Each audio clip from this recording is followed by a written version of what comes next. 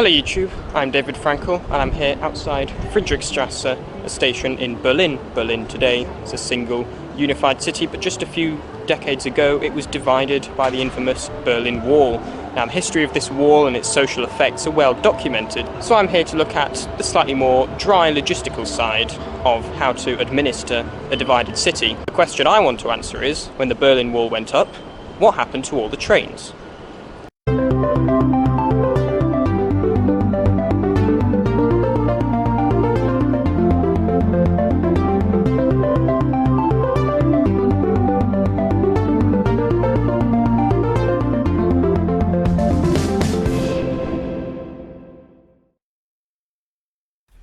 At the end of the Second World War, the Allied powers split Germany into 4 zones, occupied by the Soviet Union, the United States, the United Kingdom and France, plus areas of land in the east ceded to Poland. Within the Russian zone, the capital of Berlin was divided too. In 1949, the division of both Germany and Berlin was solidified, with the Federal Republic of Germany and the German Democratic Republic, West and East Germany respectively, becoming independent countries. Free market West Germany became part of NATO, whilst communist East Germany became part of the Eastern Bloc, under heavy influence of the Soviet Union. The Iron Curtain divided Germany, and West Berlin became a Western exclave within the Eastern Bloc.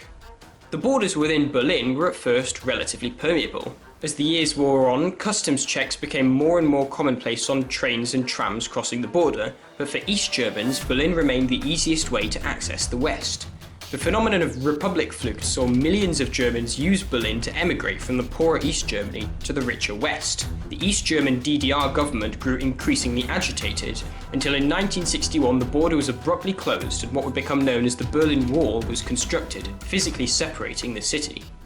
But dividing a capital city like Berlin isn't as simple as just drawing a line on a map. For instance, what would happen to all the S-Bahn, U-Bahn and tram lines crossing the border? First, the administration of Berlin's and Germany's transport networks was split up. The railways were divided into Deutsche Bundesbahn, which operated trains in West Germany, and Deutsche Reichsbahn, which operated all trains in East Germany and also West Berlin, including all S-Bahn trains. Local transport within Berlin, namely U-Bahn trains, trams and buses, was split between BVG West and BVG East, the latter later becoming BVB. In the early days, most traffic continued to freely run across the border, though S-Bahn and U-Bahn lines had to be extensively repaired due to bomb damage. By 1953, trams and most buses stopped operating across the border, splitting the surface networks in two, but the U-Bahn continued to run as a single network, despite different sections being operated and maintained by 2 different organisations. The S-Bahn, on the other hand, was operated entirely by the East German Deutsche Reichsbahn. Trains continued to run across the border, though customs checks increasingly took place. From 1958, DR briefly ran trains that ran non-stop across West Berlin for East Berliners only, to avoid the need for these checks. And that's how it was until August 1961, when the Berlin Wall was built and much stricter restrictions were introduced on the border. But despite the imposing physical nature of the wall, this was still a functioning border. It wasn't an impermeable wartime barrier. West Berlin wasn't completely sealed off and isolated from East Germany in 1961, that only happened once in 1948. In June 1948, in what is now seen as the first major confrontation of the Cold War, the Soviet Union lashed out against the Western Allies' attempts to influence West Berlin by closing the border and implementing a blockade. All roads and railways across the border were shut. The Western Allies responded with the Berlin Airlift, flying in supplies of food and coal by air to airfields at Tempelhof, Gatow, and a newly built airfield at Tegel, which would go on to become Tegel Airport. The airlift was a symbol of the Allies' commitment to holding on to Western Berlin. The blockade was finally lifted almost a year later, in May 1949, and the border reopened. The situation in 1961 was very different indeed. The DDR didn't close the border to make a political statement, but instead because it wanted a long-term solution to Republik Flucht. As such, the border needed to be functional in the long term. This required certain arrangements, like dedicated border crossings. This map shows the designated border crossings that existed by the 1980s, including Bornholmer Strasse, Invalidenstrasse, Friedrichstrasse, also known as Checkpoint Charlie, Oberbaumbrück, Sonnenallee, and Dreilanden, also known as Checkpoint Bravo. Non-Germans were only allowed to use Friedrichstrasse and Dreilanden, Checkpoint Charlie and Bravo respectively. Similar arrangements had been in place on the inner German border since 1952. The Autobahn 2 linking Hanover and Berlin was the main thoroughfare for West Germans driving between the rest of West Germany and West Berlin, linking Checkpoint Alpha on the inner German border and Checkpoint Bravo on the Berlin Wall. So what happened to all the U-Bahn trains and S-Bahn trains and Mainline trains? Starting with the U-Bahn, which mostly went the way of the trams and buses. Line A, which is today the U2, was cut in half between Gleisdreieck and Thalmannplatz, with Potsdamer Platz in the middle being abandoned. U-Bahn Line B, today's U1/U3, was cut back by one station from Warschauer Strasse to Schlesisches Tor, with trains no longer running over the Oberbaum Bridge. BVB operated Line E, today's U5, in its entirety, meeting the Eastern Line A at Alexanderplatz, which became the main hub of the East Berlin U-Bahn. Lines C and D, which are today's lines U6 and U8, were in the strange position of being mostly in West Berlin but passing through a small part of East Berlin in the city centre. Here, a compromise was reached. The West Berlin BVG would pay a hefty fee to run their trains through these sections of tunnel, passing through East Berlin. The stations within East Berlin, such as Rosenthaler Platz, Alexanderplatz on the U8, Oranienburger Tor and Janowitzbrück became Geisterbahnhofen, or ghost stations. Trains ran through non-stop, and armed East Berlin border guards would roam the platform to make sure nobody tried to use the stations to escape across the wall. The S-Bahn, despite being operated entirely by the DR, was split up in a similar way. The orbital Ringbahn was simply cut in two, where the border crossed between Gesenbrunnen and Schönhauser Allee in the north, and between Sonnenallee and Treptower Park in the south. The north-south tunnel had the same arrangements as U-Bahn lines U6 and U8. It ran from one part of West Berlin to another through East Berlin, with stations at Potsdamer Platz, Unter den Linden, Oranienburger Strasse and Nordbahnhof being closed and turned into Geisterbahnhofen. The east-west Stadtbahn was split in two at Friedrichstrasse. The station behind me, Friedrichstrasse, found itself just over the border in the eastern half of Berlin, but it was designated as a border station and a major border crossing point. Here, two of the three platforms and tracks of the Stadtbahn were physically separated, with a glass screen separating the two parts of the station. Friedrichstrasse became the main crossing point for rail users. This was where the Stadtbahn met the north-south line and the U6. Unlike the other underground stations within East Berlin, the underground stations at Friedrichstrasse were open for West Berliners who could use the station to change between the U6, the S1, S2 and the West Berlin Stadtbahn without passing through border security. This sealed underground passageway linked the platforms of the U6 and the S1, S2.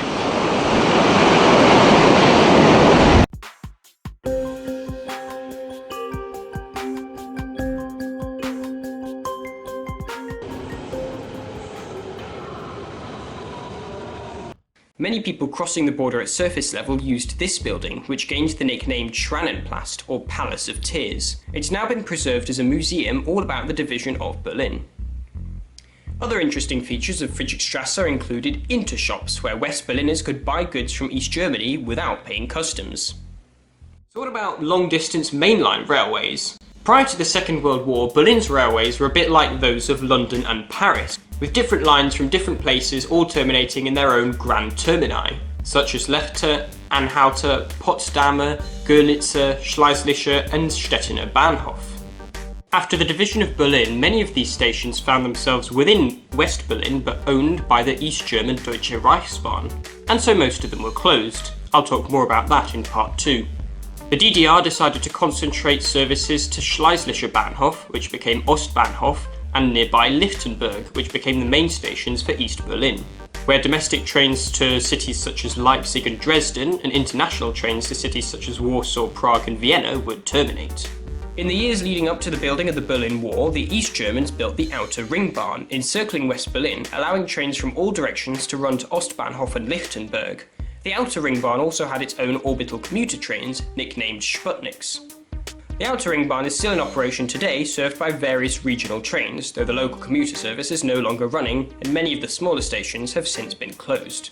Trains called Interzonenzüge, operated by Deutsche Bundesbahn, connected Berlin to West Germany.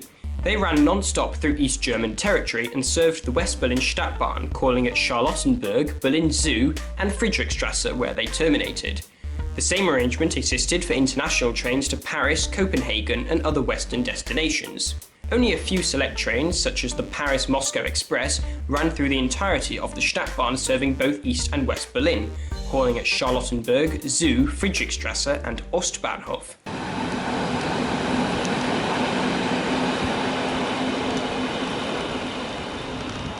The Geisterbahnhofen weren't the only geographical oddity of the Cold War Berlin railway network.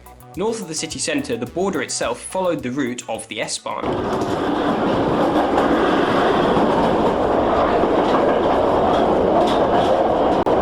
Bornholmer Strasse is located on a section of railway line which itself formed part of the border zone. The tracks were still in use, but the station itself was closed, and near you had both East and West Berlin S-Bahn trains passing, separated by a tall fence.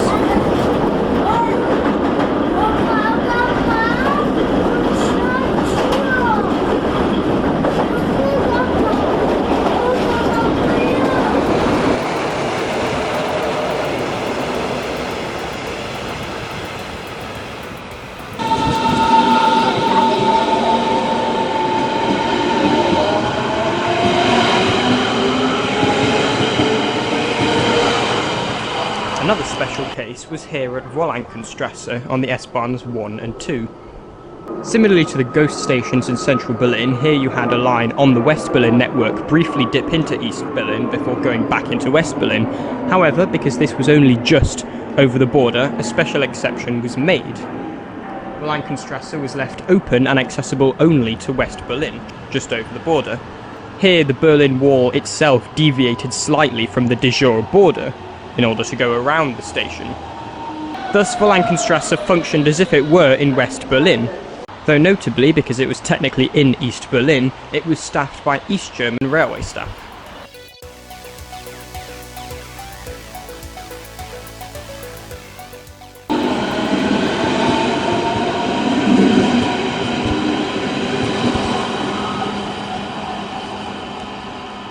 As you can imagine, having the West Berlin S-Bahn run by the East German Deutsche Reichsbahn wasn't particularly popular with the citizens of West Berlin. After the Berlin Wall was built in 1961, many West Berliners boycotted the S-Bahn and stuck to buses and the U-Bahn instead. Not the trams though, as the West Berlin government wasn't particularly a fan of trams. The network had been gradually wound down and closed in 1967. The S-Bahn, on the other hand, lumbered on with declining passenger numbers until a major strike in 1980. Which resulted in many parts of the network being shut down. Political attention finally turned to the S-Bahn, and the West Berlin BVG, after intense negotiations, finally managed to negotiate a takeover of the S-Bahn network in 1984. And that's how things were until 1989, when the Berlin Wall dramatically fell. After years were spent carefully dividing up Berlin's transport network, the next big challenge was how to reunite it. The first link to be restored on the S-Bahn was the Stadtbahn, with the tracks at Friedrichstrasse being reconnected on the 1st of July 1990. DR and BVG jointly operated trains running east-west across Berlin. At around the same time, the Geisterbahnhofen and the U-Bahn and S-Bahn North-South Tunnel were reopened after being cleaned up and refurbished.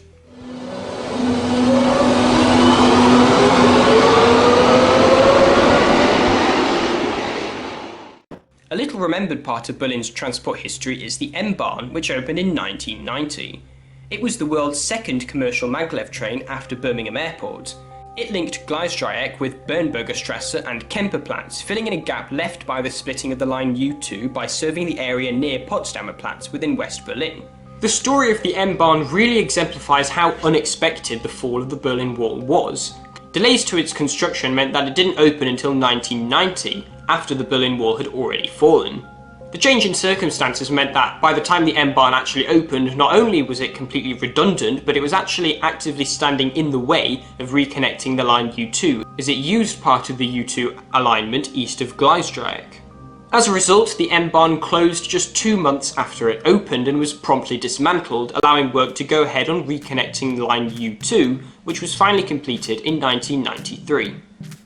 In 1995, U1 and U3 trains returned to the Oberbaum Bridge, restoring the connection to their original terminus at Warschauer Strasse. The Ringbahn was reconnected in stages between 1997 and 2002. The last bit to be reconnected on the S-Bahn was between Lichtenfeller Süd and Teltow-Stadt in 2005. BVG and BVB were merged in 1992. In 1994, Deutsche Bundesbahn and Deutsche Reichsbahn were merged to create the new Deutsche Bahn, which took over operation of the now unified Berlin S-Bahn. In 1995, trams returned to West Berlin for the first time, with the first of 2 extensions over the former border. To this day, most of the Berlin tram network is within the former East Berlin, though many new extensions are now being planned, including one to Potsdamer Platz, where tracks have already been built into the road in preparation. The final piece in the puzzle was what to do with Berlin's mainline railways. A new solution was needed that would deliver both unity and capacity. Deutsche Bahn came up with what they called Pilz concept, which is German for mushroom concept. A new north-south tunnel would be built through the city, intersecting the Stadtbahn at the former site of Hauptbahnhof, where a new bi-level Hauptbahnhof would be built. But that's a story for part 2. So there you have it. When it came to transport, the Berlin Wall was not as clean-cut as it may have first appeared. The reality of Cold War Berlin was messy, complicated, with overlapping jurisdiction and administration, and occasional small compromises that allowed the city to function on a day-to-day basis throughout the 28 years in which the Berlin Wall stood. And what I find fascinating about this is that you can draw 2 very different conclusions from all that. You can look at it positively and say that it's a good sign that, despite being so ideologically opposed, that the 2 sides could occasionally make these small compromises and arrangements for the greater good of allowing Berlin to function on a day-to-day basis. But there's also a much darker and more sinister conclusion that you can draw from all that, which is the fact that both sides recognise the need for these compromises to allow Berlin to function was in fact a sign of almost an acceptance that the Berlin Wall would stand forever. And that if the division was to be permanent, then these sorts of arrangements would need to be made. But with the benefit of hindsight, we know that the Berlin Wall fell in 1989 and the Soviet Union itself collapsed just 2 years later. Germany was reunited and Berlin went back to being a single united city. Soon Berlin's transport network was reunited. Today, riding around on the U-Bahn or S-Bahn, including here at Friedrichstrasse, you wouldn't otherwise know how different it was just 30 years ago. Thank you for watching, and please subscribe.